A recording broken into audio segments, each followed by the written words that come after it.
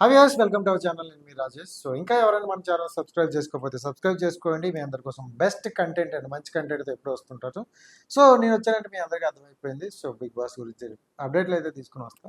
So Shobha Shetty గారు big boss తర్వాత ఏం చేస్తున్నారు? సో శోభా శెట్టి గారి గురించి రఫ్గా కాసేపు మాట్లాడేసుకుందాం.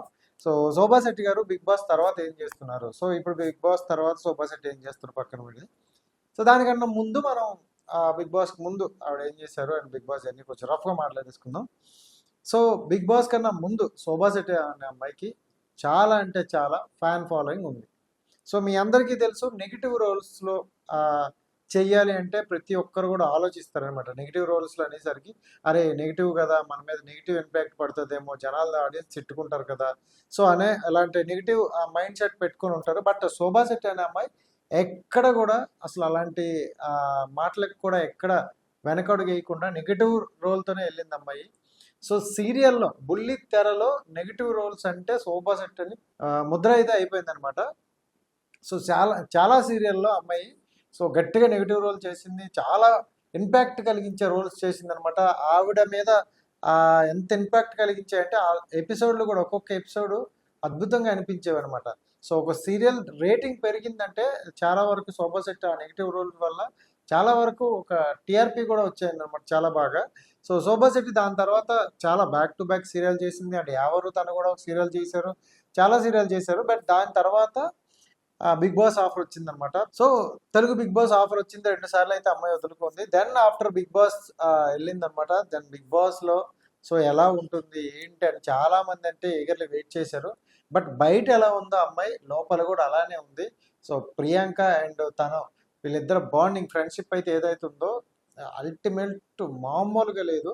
సో ఆ సీజన్ మొత్తం నాకు తెలిసి అద్భుతంగా అనిపించింది. ఎందుకంటే బోలే గారికి శోభా శెట్టి ఈ ప్రియాంక గారికి మధ్య జరిగిన చిన్న చిన్న కన్వర్జేషన్స్ అయితే అవి ఇప్పటికీ అంటే నామినేషన్ టైంలో జరిగే ఇష్యూస్, ఆ కన్వర్జేషన్స్ ఏవైతే ఉన్నాయో ఇప్పటికి కూడా ఇంకా ట్రోల్స్లో నడుస్తున్నాయంటే చూసుకోండి. సో ప్రజెంట్ ఉన్న అంటే చాలా సీజన్లు అయిపోయినా కూడా ఇంకా వాళ్ళవి ట్రోల్స్లో వెళ్తున్నాయి అన్నమాట. సో శోభా శెట్టి ఎక్కడ కూడా నామినేషన్ దగ్గర కూడా ఎక్కడ తగ్గేదిలే అన్నట్లుండేది. అండ్ మన టేస్టీ తేజ బాండింగ్ కూడా చాలా క్యూట్గా అనిపించేది. సో మొత్తానికి బిగ్ బాస్ అంతా కూడా ఆవిడ ఫస్ట్ స్టార్టింగ్ అయితే ఏమనుకుందో అలానే వెళ్ళింది, అలానే ఉన్నది. అంటే నేను నెగిటివ్ రోల్స్ చేస్తా కదా, నేను ఒకసారిగా పాజిటివ్ చూపించుకుందాం అని వెళ్తారు చాలామంది. బట్ ఈవిడైతే నేను ఇంతే, నేను ఇలానే ఉంటా, అది మీకు నెగిటివ్గా అంటే నెగిటివ్, పాజిటివ్గా అంటే పాజిటివ్, జనాలు ఆడియన్స్ ఏం డిసైడ్ చేస్తారో అనే ఒకే ఒక మాటతో వెళ్ళిపోయింది అన్నమాట.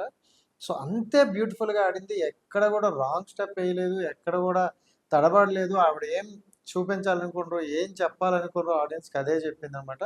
సో నాకు తెలిసి బిగ్ బాస్ కూడా ఒక సీరియలే అనేటట్లే వెళ్ళిపోయారు అనమాట వీళ్ళు. ఎందుకంటే ఎక్కడ నటించాలి చెయ్యాలి అని కాకుండా సింపుల్గా ఆ జర్నీ వెళ్తుంది. ఎప్పుడు ఎన్ని రోజులు ఉంటే అన్ని రోజులు ఉందాం, ఎన్ని వీక్స్ ఉంటే అన్ని వీక్స్ ఉందాం, మిగతా రోజులు వెళ్ళిపోదాం అని బయటకైతే లాస్ట్కి వచ్చేసారు.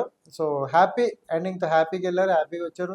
చాలామంది నెగిటివ్ క్యారెక్టర్లు అమ్మాయి చేసేది బయట కూడా నెగిటివే, అందులో కూడా నెగిటివ్ అని కొంచెం అనుకున్నారు. బట్ ఆవిడైతే తన క్యారెక్టర్ని ఎక్కడ బ్యాడ్ చేసుకోలేదు, ఎంత గుడ్గా వెళ్ళారో అంతే గుడ్గా వచ్చారనమాట. Then after Telugu big boss తర్వాత బయటకు వచ్చాక ఆ రెస్పాన్స్ చూశాక చాలా మంచిగా అనిపించింది. సో 1-2 ఇంటర్వ్యూలో కూడా ఆవిడ చెప్పింది ఆవిడ ఎక్స్పీరియన్స్. దెన్ మళ్ళీ Kannada big boss so chance అయితే వచ్చింది అమ్మాయికి. So Kannada big boss offer వచ్చింది అండ్ ఇటువైపు సీరియళ్ళు ఇవన్నీ బ్యాలెన్సింగ్ చేసుకుంటూ మళ్ళీ తెలుగు ఇండస్ట్రీ మీద, తెలుగు సీరియల్ మీద అసలు ఆవిడకి ఎక్కడ మమకారం అనేది పోదు, తగ్గట్లేదు. ఎందుకంటే కొన్ని ఆపర్చునిటీలు వచ్చినా కన్నడ ఇండస్ట్రీ నుండి వదిలేసి తెలుగులోనే ఉండిపోయి తెలుగులోనే చేసుకుంటూ తెలుగు ఆడియన్స్కే తన యాక్టింగ్ స్కిల్స్ చూపించుకుంటా, నేను తెలుగు ఆడియన్స్కి నన్ను ఓన్ చేసుకున్నారు, వాళ్ళకి నేను ఎంటర్టైన్మెంట్ ఇస్తా అని ప్రతిదీ కూడా చేస్తున్నారు. దెన్ ఆఫ్టర్ బిగ్ బాస్ తర్వాత ప్రతి ఒక్కరు సినిమాలు చేస్తారేమో, శోభా శెట్టి సినిమాల్లోకి వెళ్తుందేమో అని అనుకున్నారు. బట్ ఎక్కడ సినిమాలనే ఆ ప్రసక్తి ఎక్కడ రాలేదు ఆవిడ జర్నీలో. చాలా వరకు నాకు తెలిసి సీరియల్లోనే ఉన్నదనమాట, సీరియల్లో చేసుకుంటారు, ఎక్కడ లేదు. అంటే కొంచెం అప్పుడప్పుడు కనిపించేది అనమాట ఫ్రెండ్స్తో, లేకపోతే ఎక్కువగా ఫ్యామిలీకి టైం స్పెండ్ చేస్తుంది అమ్మాయి. సో అమ్మాయి ఏ టార్గెట్తో వచ్చిందో ఆ టార్గెట్ కంప్లీట్ చేసుకుని వెళ్ళింది. సో మళ్ళీ సేమ్ సీరియల్ చేసుకుంటూ యాజ్ ఇట్ ఈస్గా తన వర్క్ తను చేసుకుంటుంది. సో శోభా శెట్టి అయితే సినిమాల్లోకి వచ్చే ఆ ఇంట్రెస్ట్ నాకైతే అనిపించలేదు ఇప్పటివరకు. సో చాలా మంది బిగ్ బాస్కి వెళ్ళి వచ్చిన తర్వాత అక్కడ ఇక్కడ కొన్ని సినిమాలు కనిపించారు, కానీ ఈ అమ్మాయి ఎక్కడ ఆ సినిమాలని ఇంట్రెస్ట్ పెట్టుకోలేనట్టుంది. ఫోకస్ మొత్తం సీరియల్ మీదే ఉందన్నమాట. సో ఫైనల్గా మొత్తం శోభా శెట్టి అనే అమ్మాయి మొత్తం కంప్లీట్గా సీరియల్కే అంకితం అయిపోయింది అనమాట. చాలా వరకు సీరియల్లో డైలీ ఎంటర్టైన్మెంట్ చేయాలని ఫిక్స్ అయింది. అండ్ షోస్ చూసుకుంటే ప్రతి ఒక్క షోస్లో కూడా కనిపిస్తుంది అమ్మాయి. సో వాళ్ళు ఏ షోకి పిలిచినా ఆ షో టీఆర్పీ కావచ్చు, రేటింగ్ కావచ్చు, కొంచెం మంచి బజ్జే వస్తుంది ఈ అమ్మాయిని పెట్టుకోవడం వల్ల. దెన్ శోభా శెట్టి గారు అనేది ఆ బిగ్ బాస్ తర్వాత మనకు కొంచెం మూవీ సైడ్ వస్తే బాగున్నేమో అని చాలా మంది ఈగర్లీ వెయిట్ చేశారు. సో అలాంటి వాళ్ళకి ఒకసారి మూవీ కూడా ట్రై చేస్తే బాగున్నేమో, ఎందుకంటే ఈజ్ వెరీ గుడ్ యాక్టర్ అనమాట.